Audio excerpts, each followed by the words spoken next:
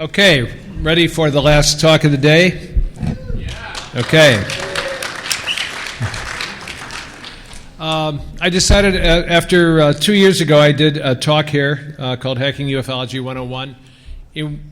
It's very difficult to talk about this subject because we're not socially allowed to talk about the subject as if it has credibility.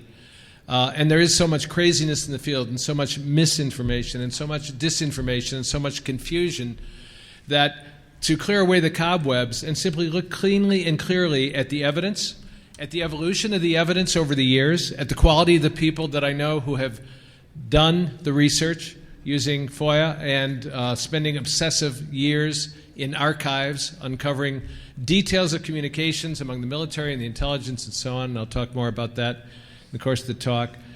You want to just clear away the cobwebs and look cleanly and clearly at what it suggests, what the evidence suggests. Now, there is a famous quote in ufology from Carl Sagan. Carl Sagan's own history is he thought UFOs were quite possible. That is quite possibly the extraterrestrial hypothesis applied to them in his youth. But it's also true that he was a career astronomer, and it was communicated very clearly, as it always is, both formally and informally, that that's not the way to go. And he became very, very skeptical. Skeptical, which I will talk about more in detail too, is a term applied in the UFO world to those who are the equivalent of atheists in the religious world. They are as passionately committed to it can't be and no, as true believers, which are just as bad, are passionately committed to it must be, and it must be exactly the way I think about it. Carl Sagan said, extraordinary claims require extraordinary evidence. And when you repeat a statement like that as many times as he did, and it was current and still is current in discussions of UFOs, you forget what the words actually mean. And I'd like to suggest that we take them apart simply because extraordinary is one kind of speech act and claims and evidence is another. The science around looking at UFOs requires that we remove words like extraordinary from the equation. The only thing that's ever required for a claim is that there be evidence. So the true proper statement is claims require evidence. Period. That's all science asks of us. Because extraordinary is a function of the context in which someone does or does not find it likely to entertain a new hypothesis. Now, I'm not going to review all of the history of science in which so many world-shaking hypotheses were rejected, not only at first but for a long time, until finally they were accepted. What made it extraordinary was how people thought about it, not the data or the evidence. So that in 1956, when the Royal Astronomer in England said space travel is utter bilge, which is a quote, he was saying space travel is an extraordinary thing which is impossible. 1957, Sputnik went up. William Harvey discovered the circulation of blood when he published his hypothesis. Do you know that not one medical professional or scientist over the age of 40 ever accepted that hypothesis in their lifetime?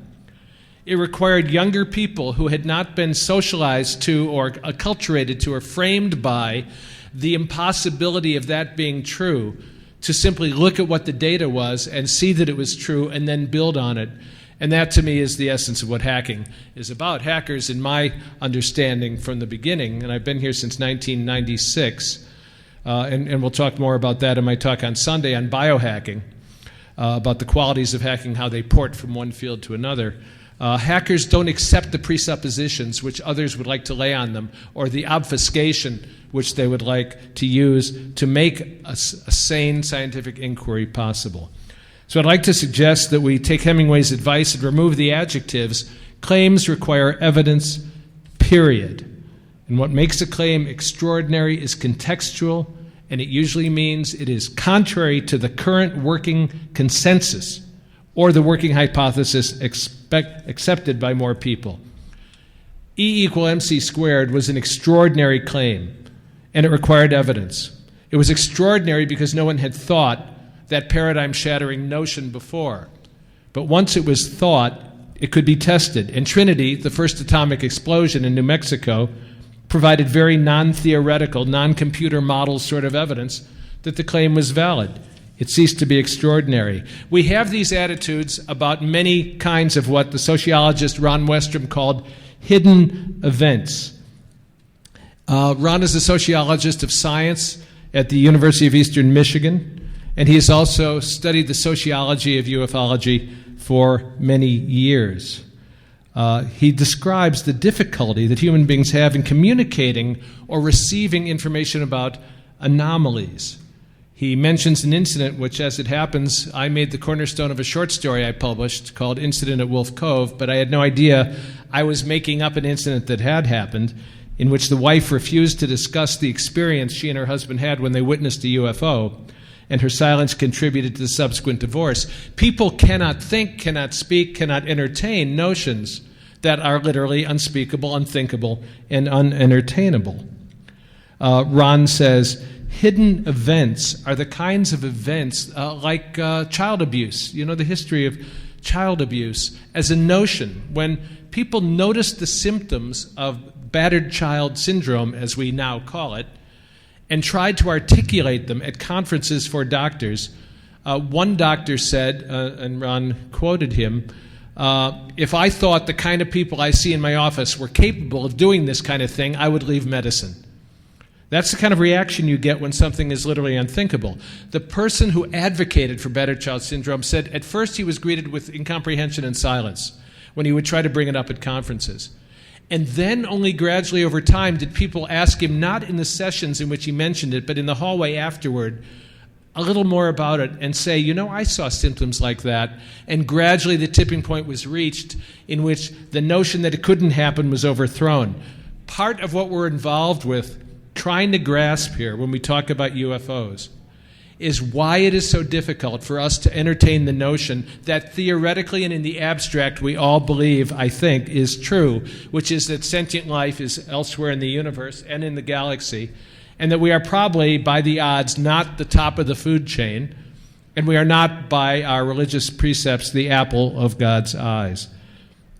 So what people do with analogies is something to put on your shelf for the moment and observe your own mind as I proceed through the data and see what you do with what I present, because that's the best way you can get your own mind around what to do with the inevitable, compelling suggestions of the data and the evidence itself. So, it disappeared from polite conversation very early on. You know, the modern era began in 1947, but I'm going to show you data that it was present many more years before that. It was astonishing what was witnessed, what was photographed, and what was reported by credible witnesses. It was also alarming. It raised serious issues of national security. It concerned the military at all levels. It concerned the government at all levels. And in the late 40s and early 50s, they set out to decide what in the world is really going on. And then the subject, after the Robertson panel, and I believe it was 1953, the subject began to be debunked officially. It was poo-pooed. Now, there were good national security reasons for doing this. 1952, so many UFOs were visible around the United States and also over the White House and over critical airspace in Washington, both on radar and by visual sighting, that people called the Pentagon and literally shut down the Pentagon switchboard. And it was perceived, probably correctly, that the Soviets, who were ramping up Cold War strategies, could use the phenomena to interfere with our communication systems, and therefore the phenomena itself had to be disabused of any mystery, and a campaign was carried out very effectively that debunked reports and said it wasn't taken seriously.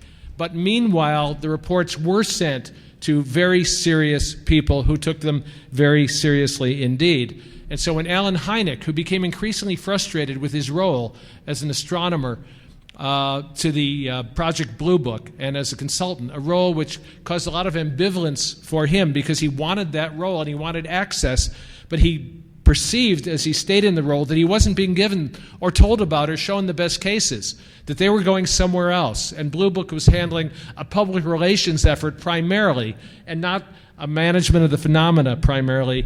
And yet it was Hynek to whom a general in the Pentagon said one day when Hynek was saying, "Why is this happening? Why am I not getting reports?" and he just, in effect, patted him on the shoulder and calmed him down, and he said, "Alan, do you really think we would ignore something like this?" Now, this to me is suggestive. This is gossip, right? We're not there. And people say, well, that's not scientific evidence. We need repeatable data. But of course, dinosaur bones aren't repeatable data either. There are all sorts of events and hypotheses in the history of science that don't require laboratory experiments or repeatable data. You find the bone or you don't. You put the animal together or not. There is a triceratops or there isn't. And it isn't a subject of repetition or experiment. Now, can governments keep secrets? Can the government keep a secret like this as long as it seems like some governments have? Well, the answer is of course. If you know anything about normative practice, I'm not talking about conspiracies, I'm talking about normative practices, including secrecy and compartmented information, with which our government has functioned since the end of World War II in a very different way. Of course governments can keep secrets. And something interesting happens to the research into the area when they begin to keep that secret. A number of articles were published in important journals as well as popular magazines about atomic energy up until the time the Manhattan Project began. And at that moment, the subject itself went dark. It disappeared from journals. It went into a cone of silence. It was not in a public space again until Trinity and the explosion of the atomic bomb and then the dropping of those two bombs on Nagasaki and Hiroshima. The government can keep secrets very well, and the methodologies which we continue to use and with which I am very conversant from my conversations with people in both the security worlds and the intelligence community, the methodologies are the same, essentially, but they are applied to a world in which digital information creates all sorts of different opportunities. During World War II, there were U-boat attacks. Bodies and debris were washing up all up and down the Atlantic coast. There were oil slicks from sunk vessels, and we did not want to get it out, and it did not get out. The Japanese floated balloon bombs over the ocean to explode wherever they came down, and we made the statements that they never came down east of Idaho throughout the war. But, of course, they came down as far east as Pennsylvania. And in a more modern example, after 9/11, a friend of mine who monitors such things inside one of the agencies said, why don't you take a look at train derailments? Now, this is just a hypothesis. But he noticed that train derailments were up 20%. And we also discovered that 13 train derailers had been stolen from a yard. And I went online, and you have to spend a lot of time searching through minutiae to get data on anything that is intended to not be seen publicly. It turned out there were a lot of train wrecks, and also a lot of them involved catastrophic sorts of cargo. And the coverage was exclusively in small local papers that you might find online, but it was not generally disseminated. Well, if this was an intentional decision, it took something which was potentially an act of terror and turned it into a series of accidents. Now, I'm not saying for sure that that's what happened. I'm just suggesting that there are many ways to handle things that occur and are perceived, but are contextualized in a way that makes them impossible to discuss. Now, something other people say when you talk about the government keeping secrets is, don't secrets leak out? Wouldn't things have leaked out? And the answer is, of course they have. That's why you know all about it. Popular culture in 2009 knows all about UFO phenomena. But officially, it is not investigated. It is not researched. Once in a while, you have a study of sociology or psychology. So who in this room does not know what a UFO is? All right. You all know about it, and you all know certain stories about it. You may not be sure which are true and which are not, but you do know certain stories. And what I was afraid was going to happen is happening. I've got an hour. I was going to try to keep this to 5 10-minute modules. The first module is already over 5 or 10 minutes. So I'm going to tell you in a modular fashion the key elements of my presentation, not all the details. Anybody who wants the details, we can talk about how to get them later. Let's talk for a moment about the history of the phenomena. I said that it began long before 1947. 1947 is when Kenneth Arnold made the first publicly noticed report. Actually, other UFOs of a description similar to what Kenneth Arnold reported near Mount Rainier in Washington had been reported earlier and elsewhere in the country. But 1947 is when we mark that people became aware of it because the newspapers picked it up. But there were many, many sightings before, not only 1947, but World War II and before this century. Are you familiar with the work of Charles Fort? Okay, Charles Fort was, hackers should understand this kind of mentality. Edward O. Wilson, who wrote Consilience, great social biologist, said that scientists are characterized by three driving forces: passion, daring, they're willing to take extraordinary risks, and obsessiveness. You have to be absolutely obsessive about learning something, especially today, in order to really do a job on it, and that characterizes hackers as well. Well, Fort was absolutely obsessive.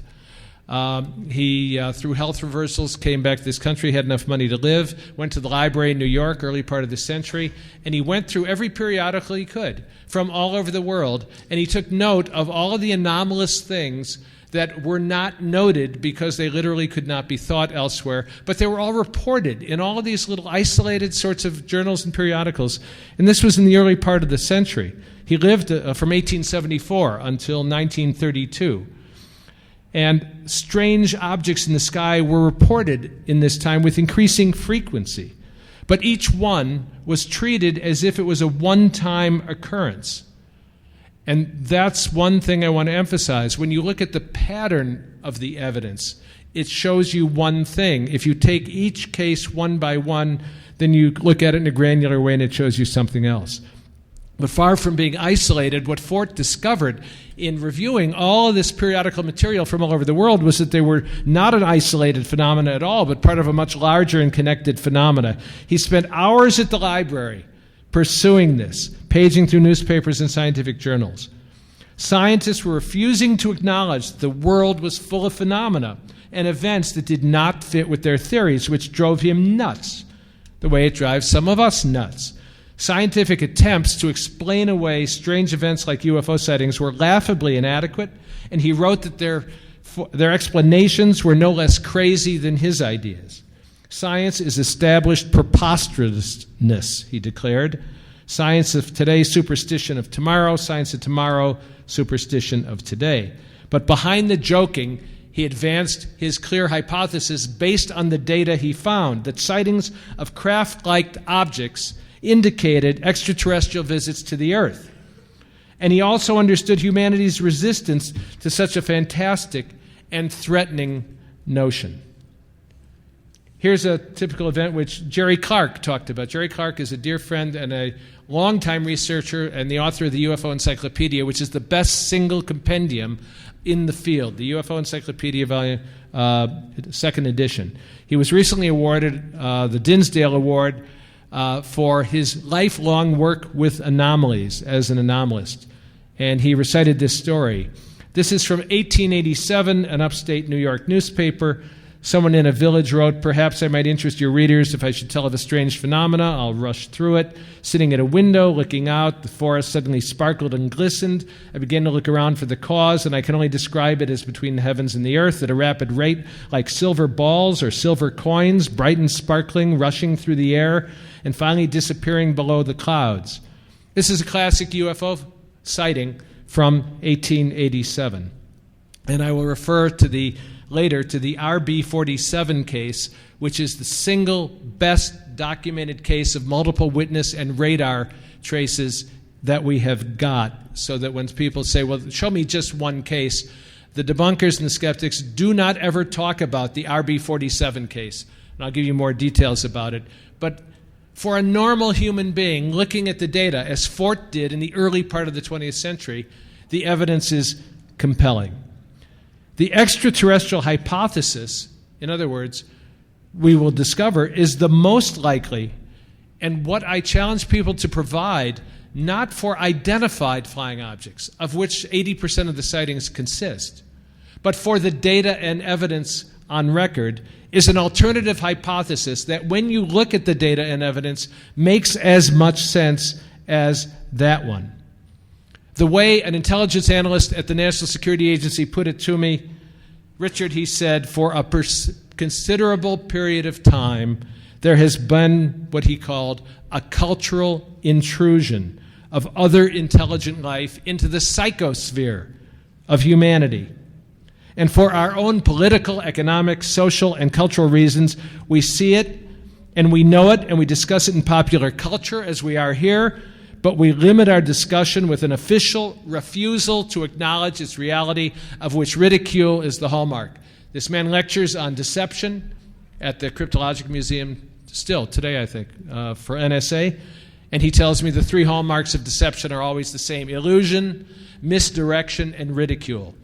And when something has leaked out or been observed so widely as this phenomena has, then ridicule is the best defense, because people become afraid to talk about it. I hesitated for years, and I finally decided, what the hell? I'm semi-retired. For 30 years, I've listened to people tell me their stories and listened to serious researchers behind the scenes, off the record, talk about it. And I finally simply want to say outright, there is no other hypothesis that I have seen in 30 years than the extraterrestrial. My interest in it began in 1978 when I was an Episcopal priest, and the colonel sitting in the church basement, he was then a major, retired, a bird colonel from the Air Force. We were sitting in our church basement in 1978. Close Encounters had just come out, and I had read Hynek and Vallée and the other people and grown up with the phenomenon in the papers that I said, Bob, he was a fighter pilot, heavily decorated. Bob, I don't understand. I read these guys, and they say that you and your fastest fighters, which he flew, chase these things and you can't catch them. And he said, looking perplexed, well, you're right. We chase these goddamn things and we can't catch them. Now, that woke me up, recontextualized my understanding that these were not just great stories, not folk legends, not folklore, not just nonsense, not just craziness, but one of the most credible people I know, heavily decorated in Vietnam, a fighter pilot, retired bird colonel, now works in computer security, of course, and verified by email the truth of that encounter, because I wanted to make sure I was saying the same. As the NSA analyst said in a different context, ants just don't get that dogs exist. They're here, he said. And he paused. We were having lunch in Maryland, and he said again, they're here. But ants just don't get that dogs exist. Sure, there's gossip like that. I like the gossip stories. They're fun, like the guy from DIA who was talking about something else, and the subject came up, and he suddenly hit his hand on the podium like that, and he said, yes, we know they're here, and there's not a damn thing we can do about it. Or a friend who went mountain climbing with Dan Golden, former executive from NASA, in Africa, where the air gets thin up on Kilimanjaro, and the camaraderie gets deep. And the subject came up, and he said that Golden told him, yes, we know they've been here, but if you say I said so, I'll call you a liar. Or the commercial airline pilot who said to me, recounting his own 2 incidents, because there have been thousands of incidents with commercial airlines that have been documented in a database that Richard Haynes, former psychologist at NASA, has created. Again, the stuff is there, and you have to simply look at it and put it together and see it clearly. What he said is, all you have to hear is one conversation like the one I had where a pilot said officially what he saw up there, and his boss said, you must have been drinking. Now, if you're an airline pilot, all you need to be is accused once of being a drunk, and your career is threatened. The same way one of the NASA spokesmen said, I think it was of Deke Slayton, I'm not sure, it was one of the astronauts, who was insisting that what he saw was anomalous. And he said, oh, he's just one of our bleary-eyed astronauts. These are coded statements that say, if you're an astronaut and bleary-eyed, you don't fly. You don't go into space. Now, my friend at NSA is the same person who acknowledged that he wrote an unclassified document now that was circulated at NSA in the 1970s, articulating the various kinds of responses of cultures to a superior technological civilization, which these things obviously represented. I had read that paper, but it wasn't associated with any name. But as I got to know him and we talked a lot and became close friends, I recognized everything in it, the way it was written. Cadences were his, and I was having lunch with him again. I said, it sounds like you, it feels like you, it's the way you talk, it's the way you talk about it. There was a long silence, and then he said, okay, now who's fucking with who? He wrote it. Well, other people have said things like that in the past. Margaret Mead. Do you know the name Margaret Mead? Great anthropologist, coming of age in Samoa, wasn't always right, but was always brilliant. Margaret Mead wrote an article. These articles are around for the reading. You just have to look for them. This was in Red Book in 1974, September 1974. She says, I'm always asked by people, do you believe in UFOs? This is a silly question, born of confusion, she wrote. Belief has nothing to do with UFOs. Belief is about matters of faith.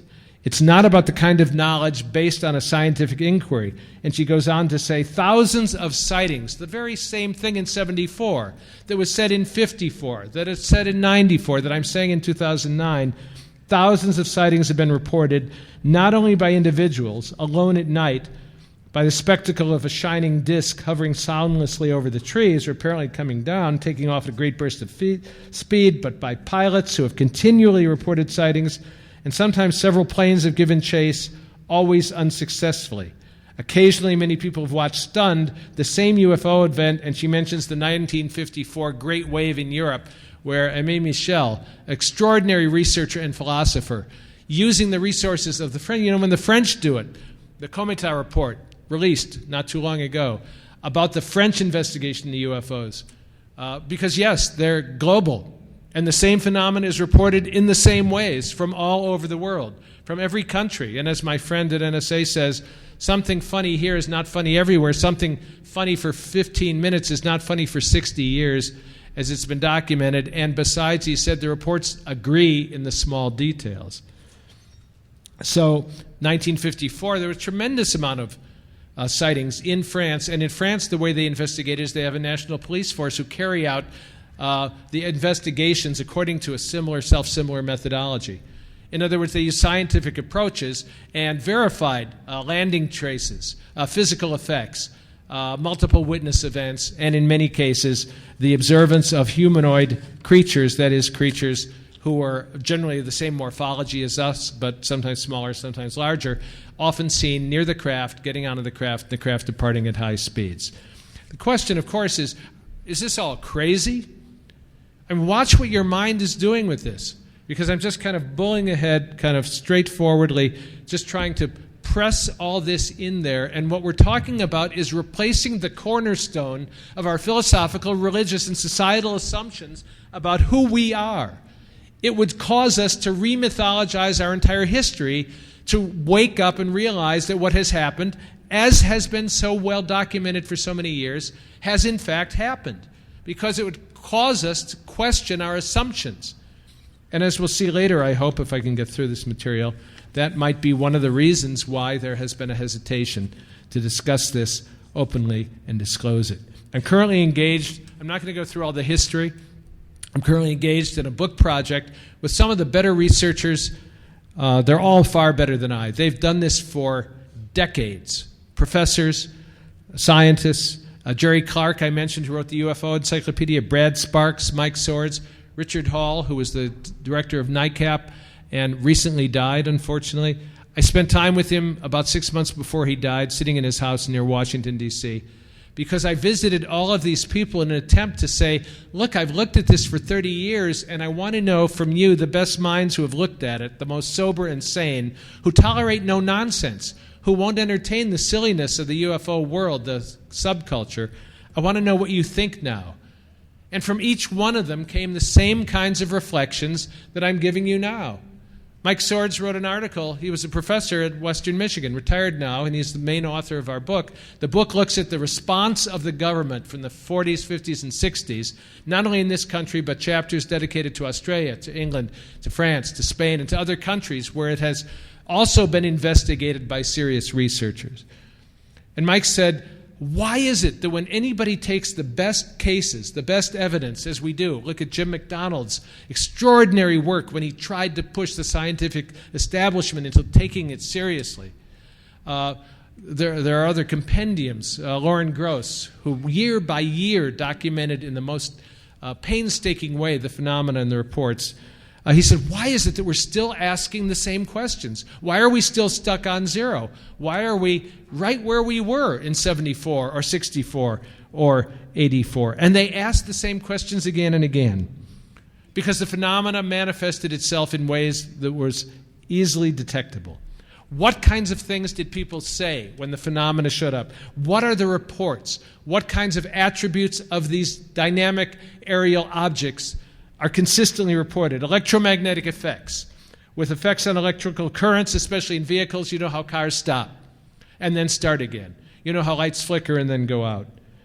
Landing reports, often with touchdowns, physical markings left on the ground, near landings, hovering just above the ground, pacing of vehicles, including UFOs blocking the highway, physiological effects on UFO witnesses, eye damage, burns, paralysis, microwave radiation, it looks like, radioactivity measured at the site, radar cases, and in some cases multiple radar and visual cases, other physical effects such as sounds, shock waves. If some other mechanism, Richard Hall said in one of his writings, actually before the Condon Committee appointed by Congress, can be discovered to account for these effects, then UFOs and their significance might be discounted.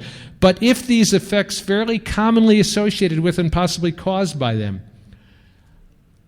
really are, they should provide many clues to the actual nature of UFOs. We could not do then, when these effects were reported, what they did. But many of them, as I will hopefully be able to articulate, we can do now. And any recent conference on the latest non-lethal weapons or beam weapons or heat weapons or paralysis rays or invisibility or stealth technology, all things which were said to be impossible when these things were witnessed in the 40s and 50s, nevertheless somehow found their ways as ideas motivating research toward their realization and actualization in our own military and our own society. And I think that's not just an accident. So, debunkers debunk. Skeptics are skeptical. But the debunkers never make their own best efforts to seek out the best UFO evidence. They pick identified flying objects. They never pick the RB-47 case. They cannot be trusted in an honest intellectual debate because honest scholars would examine the evidence and allow it to speak to them. They go over the same cases again and again and again. And it has provoked, I suggest, even in UFO researchers who want to take this seriously, people are terrified of being ridiculed because of what it does to your career. Let me give you just a trivial example from my life because it didn't affect my career that much. But I did some significant work on intelligence and ethics with people who were engaged in attempting to develop an ethical code of conduct for the intelligence community. I know that may sound like, how can those two go together? But I guess they are saying that within the context of what we have to do in intelligence, how is it that we can do it as ethically as possible? I was invited to be on the board of the Intelligence Ethics Association because I had contributed in significant ways to organizing some of the activities at the conferences. One of the board members, who was I think lieutenant colonel, a major, I'm not sure, I won't say his name, but he went to my website. Now my website, like this book, Islands in the Clickstream, about 150 columns. There's 30 or 35 short stories. There's numerous, voluminous amount of information and papers and articles and stories that I've written over the years. But the one that he picked up on was called The Evidence for the Evidence. Is there evidence for UFOs? Very conservative, very low-key, just saying, not like this talk, just saying it should be investigated scientifically. And he went nuts and went back to the board and said, if they see that we're associated with someone who will speak about this in public without hiding it, they'll think we're all loonies.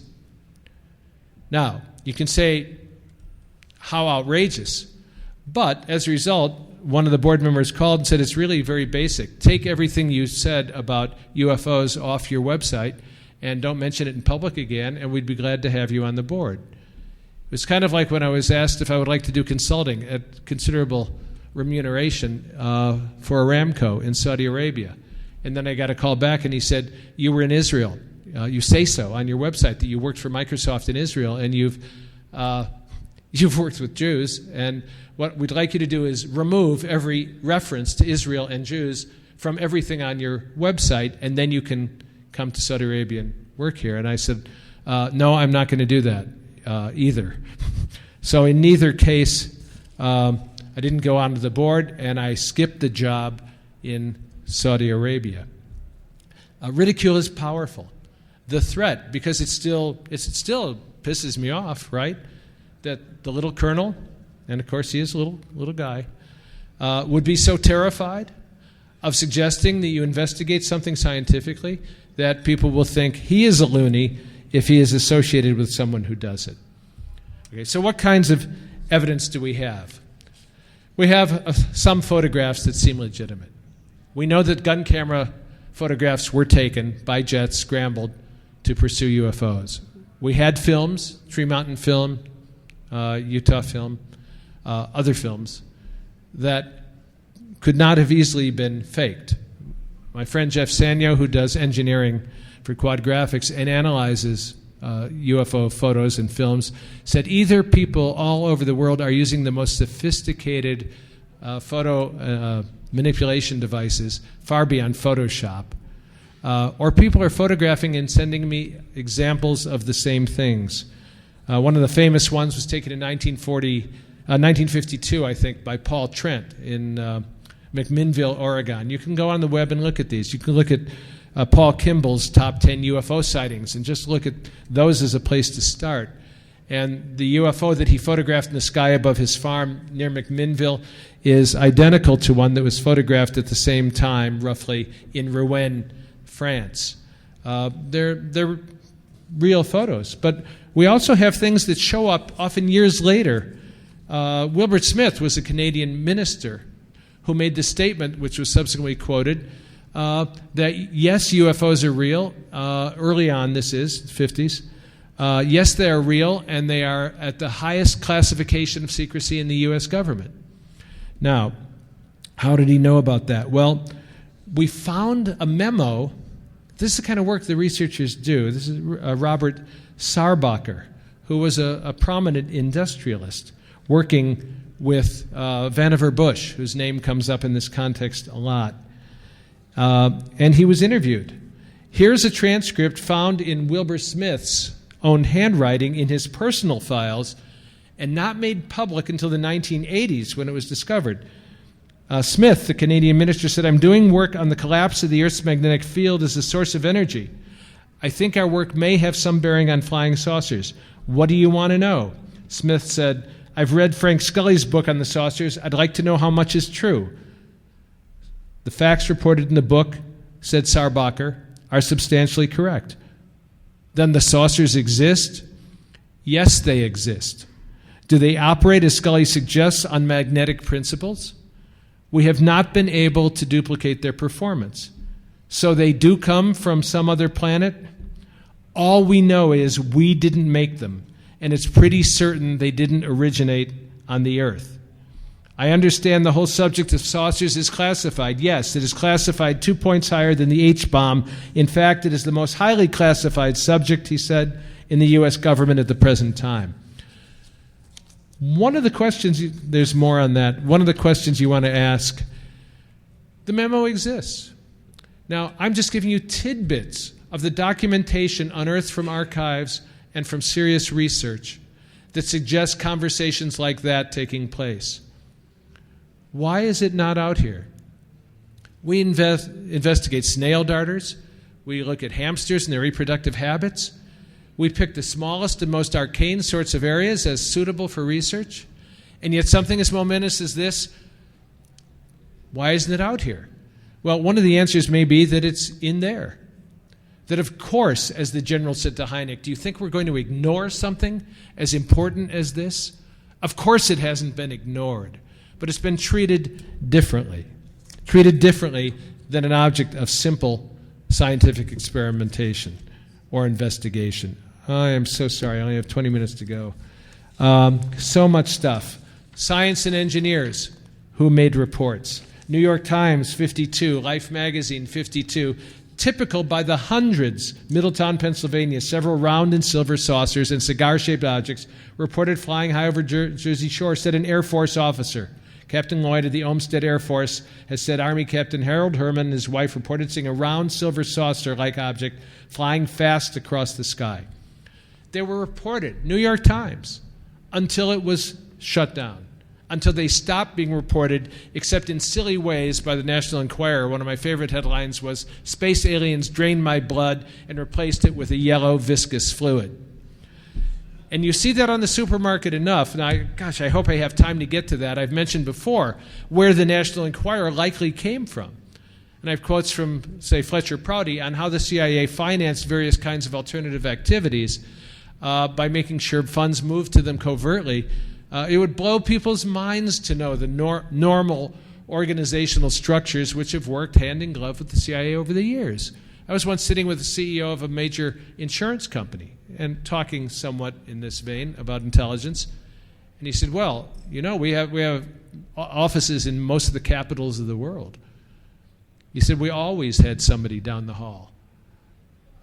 Because when you think about it, where else would you go for people and businesses to give all of their important data to an organizational structure? So, of course, it's filtered through insurance companies that have a global presence. Take a look sometime at where some of the major travel guides got their start. People being sent to corners of the world, all over the most arcane places, and look at who funded these, in essence, investigative expeditions. Well, when you look at the National Enquirer, I don't know if I'll get to all the quotes, but the money that funneled into it, it was started in 1953 by Generoso Pope. In 1952, he had done psychological operations for the CIA. He decided that was silly, so he quit and started the National Enquirer. It didn't make money until 1960, about 58, 59, 60. For 6-7 years, several $100,000 was moved into the Enquirer. Through who? Through his good friend Frank Costello, the mafia chieftain in New York, who moved the money to the National Enquirer over those years because it never made any money until it finally did. There is a history of periodicals, magazines, and books being published both covertly and overtly by the intelligence agencies in order to achieve all sorts of purposes, and creating nefarious, idiotic ones like the tabloids has had a powerful effect on the people who read them and on national popular culture. And so, of course, it would be a natural place to put material to debunk it if a story just refuses to go away, like the famous visitations at the ICBM base in Montana, which wasn't covered for 3-4 years and was finally covered when it finally made national news by the Enquirer, which appropriately killed the story. There are all sorts of ways to handle it. There's a case which I won't read in its entirety, but it was just Air Force officers, legitimate, credible people from Portugal. Just to make the point that cases like this have come in from all over the world. It lasted 40 minutes. The object dropped 4 luminous rings, which flew separately in the sky around the jet. Suddenly they disappeared. The observers noted a loss of radio connection. The 4 pilots have their testimonies published. They are all senior pilots with a high amount of flights. As I said, Richard Hayes has compiled a database in the interest of aviation safety, because some of the incidents seriously reflect a threat to aviation safety. So there are numerous pilot reports on record which can be calibrated, corroborated, and checked. Here you have a pilot reporting 2 intelligently controlled objects, Lieutenant Colonel, whatever. They were not propelled by any thermodynamic. I can just read them all night. And I don't know any sane, reasonable person who does not read case after case after case of reasonably well-documented reports who does not come to the conclusion that they are at the very least reporting things that were real, that over the years insisted on their presence being manifest in the forms that they were, and which we could not do and no one else could do either. The RB-47 radar visual case, to which I've referred several times, it was one of the top cases investigated by James McDonald in the American Institute of Aeronautics and Astronautics. He was a scientist. Brad Sparks has done the most thorough research. I can only encourage you, because it's 20 pages long, documenting the radar reports, the kind of radar used, where the traces were picked up, and how they all calibrated to point to the same objects. The pilot visual record and the various radar reports all point to a single event that all were observing. They correlate precisely, Jerry Clark says, with electronic measurements of microwave signals emitted by the UFO and with eyewitness visual observations and radar tracks. Sparks' research is based on the complete Condon Committee file, the files of James McDonald, the NICAP files, as well as portions of Classes files, plus scientific, technical, and historical data from Boeing, GE, American Airlines, National Climatic Data Center, et cetera, et cetera. I'm just trying to make the case that these are not idiots. These are not morons. These are not cottage industry people trying to score a buck on a gullible public. These are serious intellectual researchers who have examined the cases. I'll take questions in a minute. Who have examined the cases with an intention of finding out what has happened. And in every single one of the people I've mentioned, they are quick to get rid of IFOs, identified flying objects, and to try every possible explanation to see if they fit some other category, before coming to the conclusion that there's nothing that we know that can describe them. One of the most famous cases is the 1976 Iranian fighter case. Parvez Jafarian, a retired general of the Iranian Air Force, contrary to popular propaganda of the recent weeks. The Iranians are not idiots, and they're pretty good with their military. This was during a time when we were their military, because the Shah was our dictator, and we were supplying the F-4s to these people.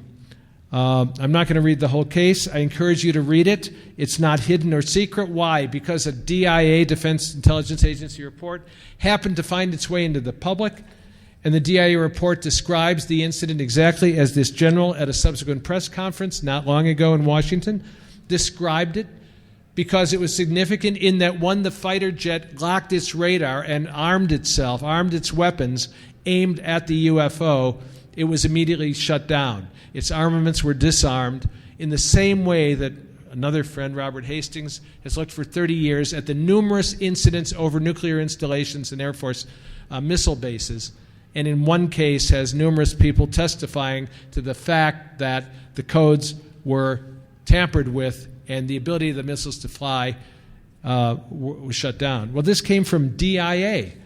It leaked out. Things do leak out. Things get out.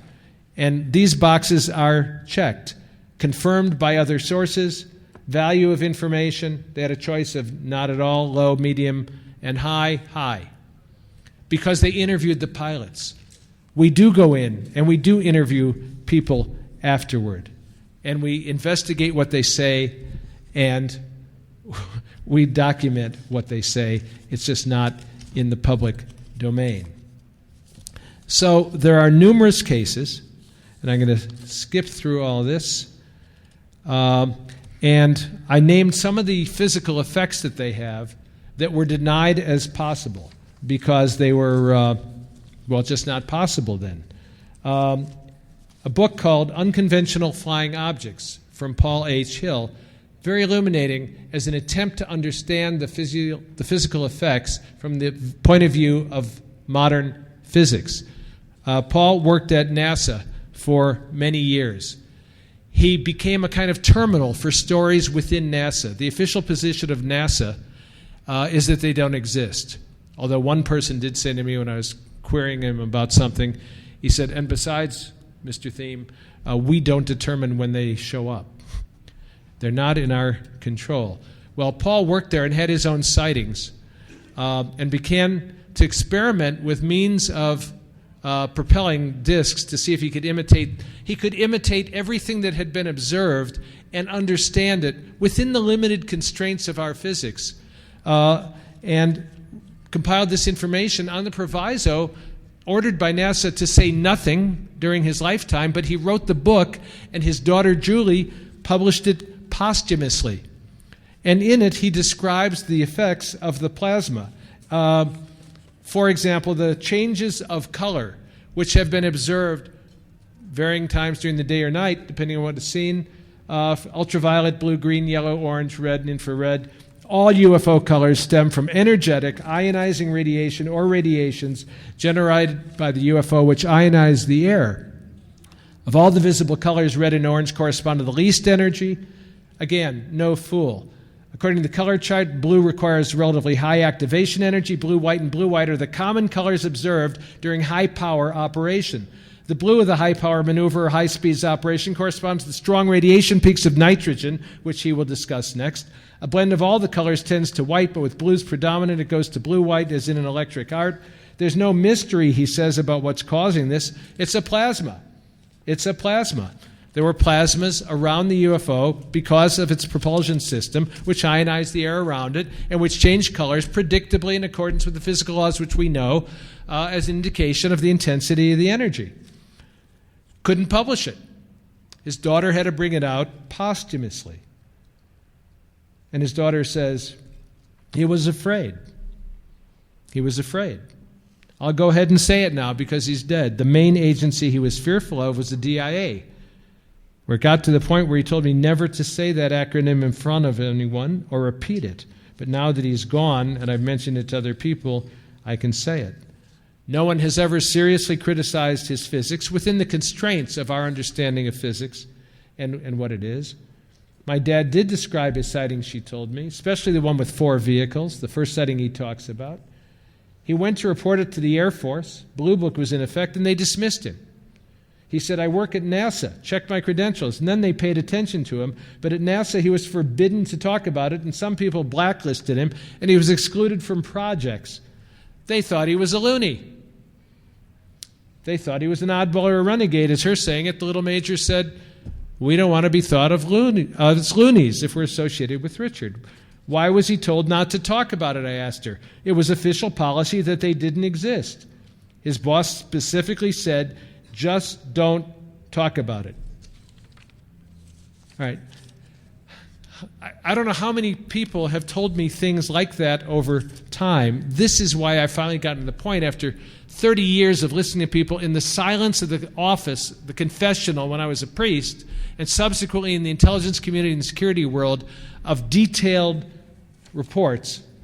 30 years, it begins to accumulate because it makes you crazy to be told don't talk about it. It makes you crazy to be told that it doesn't exist. When all of the evidence is not only abundant, but incontrovertible. I talked to John Alexander, who wrote this book, Future War, Non-Lethal Weapons in 21st Century Warfare. And John talked about electronic stun guns and light beams and electromagnetic pulse weapons, things that were observed and reported and documented in tedious detail that were said not to exist. Just go through magazines like Aviation Week and Space Technology. Let me just read you the titles of the articles because I just got the 10-minute sign. DARPA eyes materials for morphing aircraft. We've been working on these things for years, materials that change shape and change contour and enable different things, fighting with photons. This is a directed energy weapons conference to which I was invited. The latest technology, biological impacts, power sources, high-powered microwaves, high-energy lasers, and focused beam strengths. Everybody knows these exist now because we've built them. Stunned progression, non-lethal weapons. How to make an object invisible. You've read the physics of that as we're working our way through the spectrum and making objects seem to be simply not there. The wraps come off the cloak of invisibility. Behold the appearance of the invisibility cloak. Small UAVs will carry disposable pulse weapons. U.S. Air Force acknowledges beam weapon readiness. Lasers, HPM weapons, near operational status. New shared technology will sustain our weapons edge. Microwave weapons will be ready for Iraq. And on and on. I wish you could just read article after article after article. The beams of light. The intensity of the energy, which paralyzed people. We knew it was happening. Now, where else is the knowledge of that? Remember what that general said. Do you think we're going to ignore something like this?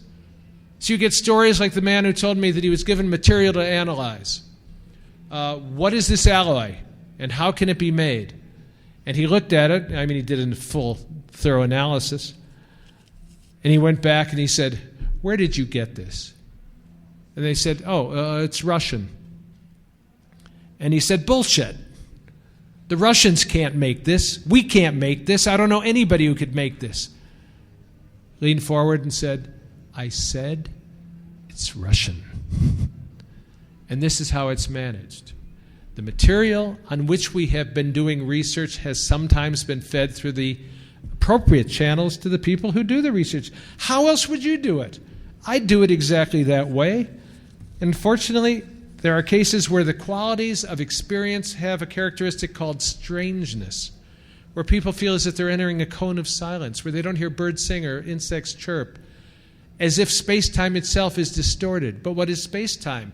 As it is perceived by the apparatus of cognition, which we in our exalted state as top mammal for the moment think is the way it is. It isn't the way it is. It's the way we frame it. It's the way we build it. I've got lots of examples of that I don't have time to go into. So I'm just going to just kind of jump ahead to a conclusion. What are these people who have looked at it all their lives long, what do they think? What do they think is going on? Why isn't there fuller disclosure? Now that we have such good evidence known throughout the popular culture that the phenomena, when you look at it through the years, come and go, exposing itself, testing, teasing, doing something, exists. Well, a friend of mine is a veteran journalist. I probably shouldn't use his name, but he's a veteran journalist. Decades of honored and acknowledged work exploring aviation technology and other areas. He has a source in the Air Force, I believe. He is an Air Force fighter pilot himself, who was invited to a meeting to discuss the possibility of disclosure. His friend said, and he swore him to secrecy as to where and when and who, so you can say, Richard, you're making it up. And some people will say, I'm making the whole thing up. Before he went to the meeting, his friend was 100% in favor of it. He saw no reason, as I'm saying to you, why shouldn't we know, we the people of the planet, know and seize our own destiny, blah, blah, blah. Why wouldn't we know what's going on? Why shouldn't we know? He was 100% for disclosure. He went to the meeting, and when he came back, my friend said, I've just never seen anything quite like it. 180-degree reversal. He said, no way. There's no way we should do this now. Well, his question was, are we just not ready for it or what? And, of course, this is where you get the Twilight Zone music, and we become incapable of doing anything other than speculating. But the people I've talked to about it, at the highest levels I can reach, which is not official at all, it's all speculation, think that it would have such a serious impact on our societal underpinnings and our religious web, which in intangible ways holds together this society. See, you walk down the hall, you know, let's turn left, let's go get dinner, let's go to this talk, let's do this, let's do that. Society hangs together by consensus and a willingness to accept the agreements we have made with one another that this is what we'll consider real. This is what, therefore, is real. We will not see beyond the frame of the picture or the ground. We will see the picture only, and not the ground or frame that contains it, because that would alter what we see when we look at the picture in the frame and the ground of being that contains it. So whatever it was that he heard at that meeting, it's consistent with the policies that have been in operation for a long time. Sure, things do leak out. Has there been a progressive revelation such that most of you know what's going on by now about some of this? I don't know. How much is intentional? I have a whole section here that I didn't get into on how information is managed and how disinformation is worked so successfully and with such subtlety. The bottom line is the world is not what you think. It really is not the way it looks to normal consensus reality. And for whatever reasons, the decision was made and sustained that whatever research went into the field, do you think we would ignore something like this?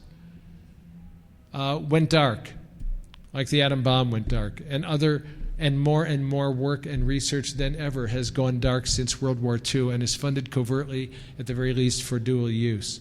It doesn't mean a conspiracy. It means it's the way it is. It's how things are. And the only way we can find out how things really are under the way they seem is to do the research and to look at the data and to read case after case after case after case and look for alternative explanations and have the best minds do the work and do it in the way that those men I mentioned have, as an invisible college, outside the boundaries of normal science and its validated, sanctioned investigations, in order to, at the very least, uncover whatever there is to uncover, because that's what it means to be a scientist, that's what it means to be a hacker, that's what it means, in my understanding, to be a human being. I'm sorry I rushed through some of this and gave short shrift to some. It's huge. I've accumulated an extraordinary amount of information about it and about the people who have looked closely at it. So, of course, I'm passionate about it. But more than that, I want to know what's going on in the universe. I want to know what's going on in our galaxy. I want to know what's going on. That's what a hacker does, right? Okay. Questions?